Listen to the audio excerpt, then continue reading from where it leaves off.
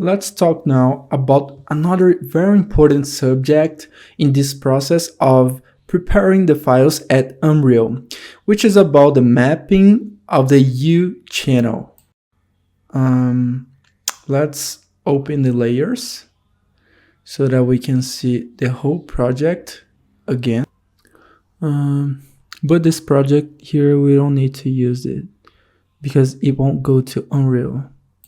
A very important thing is to map the number one map to take the project to Unreal. The reason it's important, actually, it's not really essential, but you don't need to do it, but it's a good strategy to do it for some objects based on basically one criteria. Which one? Let me show you what is the mapping of the number one channel. I'm gonna show it to you on Unreal, okay? When we talk about materials, we will create a load that will make it easier. The texture scale. I can increase or decrease the texture scale directly on Unreal. And to do it, it's easier if we leave the channel mapped in a square shape, mapped 1 by 1, 1 meter for 1 meter, or 100 centimeters for 100 centimeters, okay? And what's the criterion that I'm going to use to define if this object needs to be mapped in 1 for 1? Let me open a parenthesis here. When we talk about Unreal Engine 5, we have basically using the Lumen technology in the night that we're going to talk about it there when we get to Unreal Engine 5. When we talk about Unreal Engine 5, if we use the Lumen technology, we don't need to open the mesh, which means that we don't need to open the number 2 channel. By using Unreal Engine 4, the light information, a thing that we call build, is stored in the number 2 channel of our model. When we talk about Unreal 5, specifically talking about Lumen, everything happens in a dynamic way. The rays or tracing, everything happens instantly, so we don't need to store the light information that is the build result, the render result in the number 2 channel. We don't need the number 2 channel. Basically, we just need the number 1 channel. And the number 1 channel is responsible to store the texture. When you are inside 3ds Max or Blender or Maya, for example, you apply the texture in your model, right? You open the materials, you, in this case, suck the material, apply a texture, and put it on your model. When you do it, you're applying this texture in the number 1 channel of your model. For example, let me isolate this. If I apply a modifier here called unwrap, you don't need to do it, okay? Just because I want to show it to you what Max does. When you put a texture or a wood, for example, a wood, when you put a wood here, the 3ds Max is using for standard the number 1 channel of your object. Look at this. So it is mapping the number 1 channel. Let's open the editor. Look at this. Obviously, the mesh is not open. It's not mapped in a way that the cuts are correct and the mesh has been thought out at the time of opening.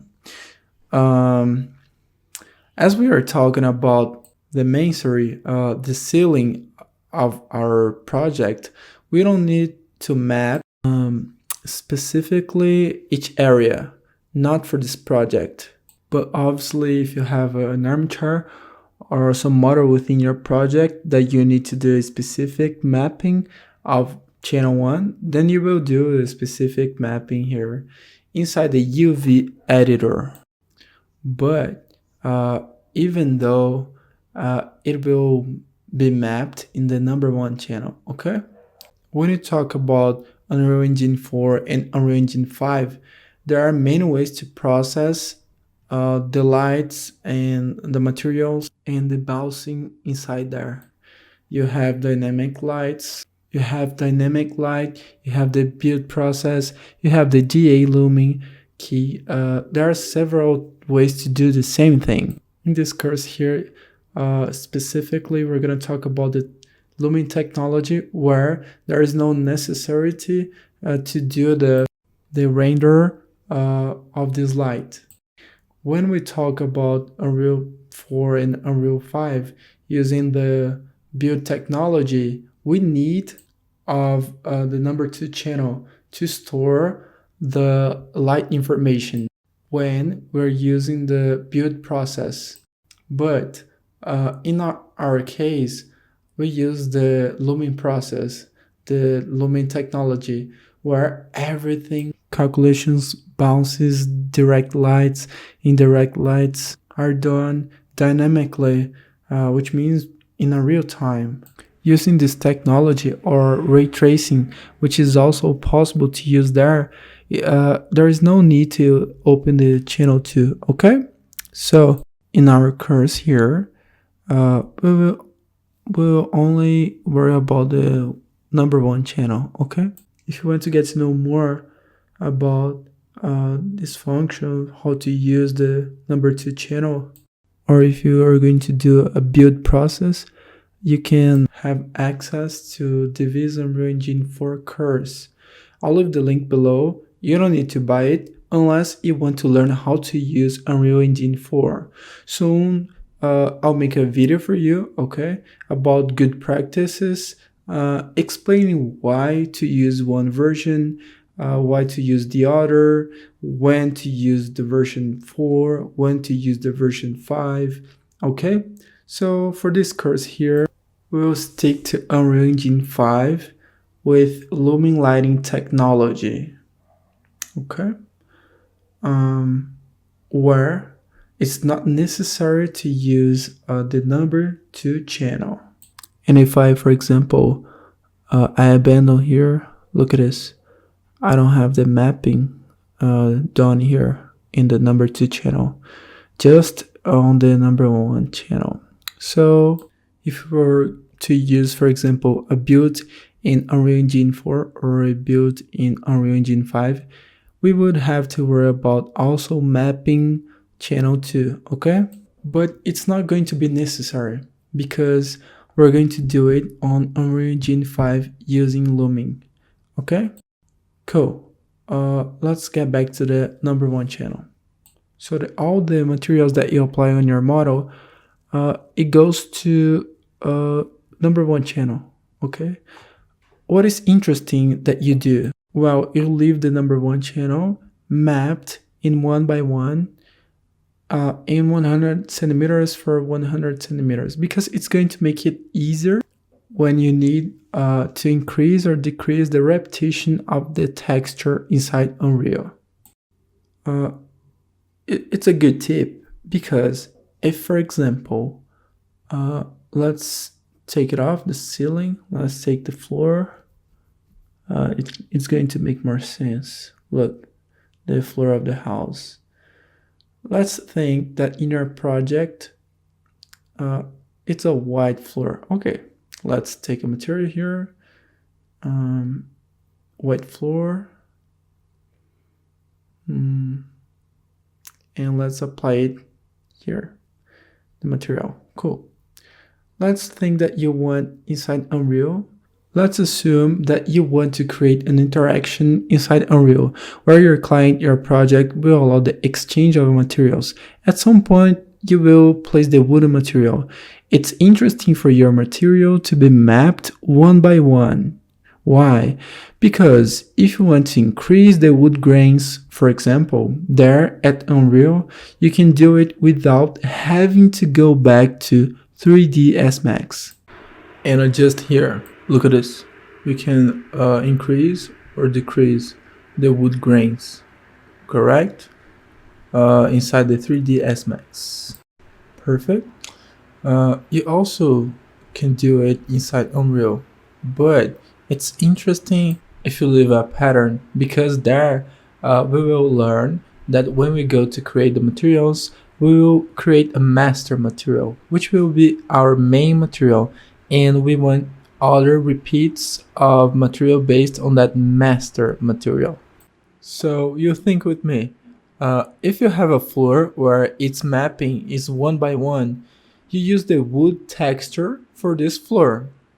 Uh, that and then you go to another element. For example, this wall here, it's where the mapping, you're going to apply the same texture, same wood texture, and it's 2.5 for 1.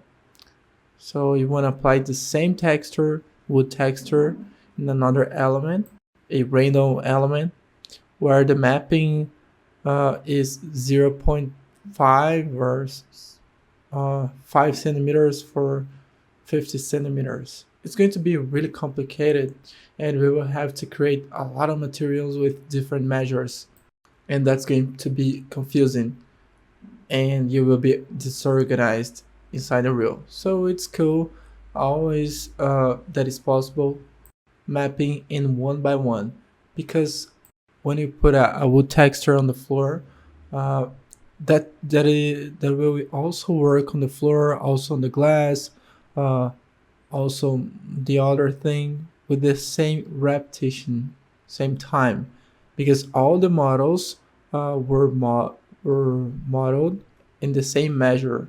But that's for sure, there are some exceptions. For example, let's suppose you have the armchair. Let's see here. Hmm. Let's suppose you have this armchair, and on this chair specifically, it has a specific mapping. Look, I have this direction here, another one here. So it doesn't make sense to put, for example, the 1 for 1 mapping, because you will screw this up. Okay, this model is going to be screwed up. So look at this. It's not really cool. So it does make sense, because here it's really specific, the mapping type, and you probably will not change the wood grains.